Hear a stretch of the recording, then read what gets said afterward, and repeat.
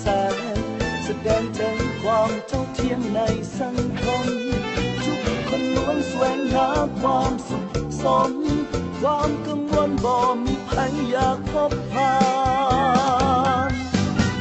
ใจของคนนั้นยากแท้สิยังถึง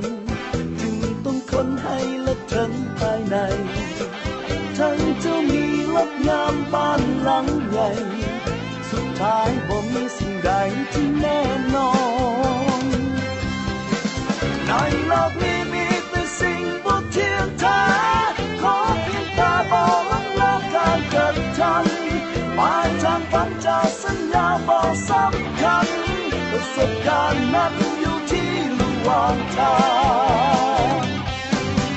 ใจของคนนั้นยากเกินสิเข้าถึงเบิ่งไปแล้วผู้แต่หน้าบ่ภูมิใจทั้งจะมีดินดอนเป็นแสนไร่เอาไปได้บ่มีสิ่งที่สดสวย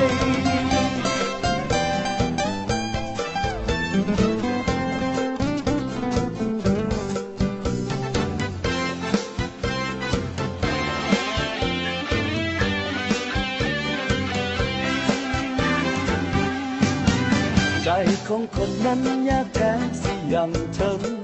จึงต้องคนให้ละถึงภายใน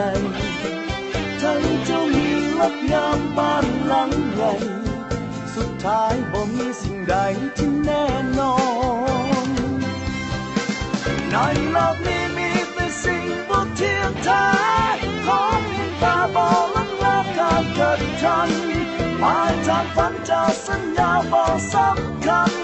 ประสบการณ์นั้นอยู่ที่ระหว่างทางใจของคนนั้นยากเกินสิเข้าถึงเบิ่งไปแล้วผู้แต่หน้าตกใจ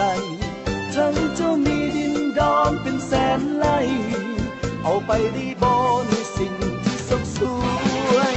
ทั้งร่ำรวยมีอำนาจทั้งสูงใหญ่ยามตายไปบ่มีภัยใหญ่กว่าโลก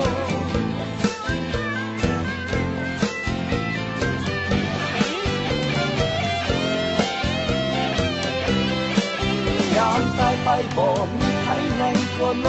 ก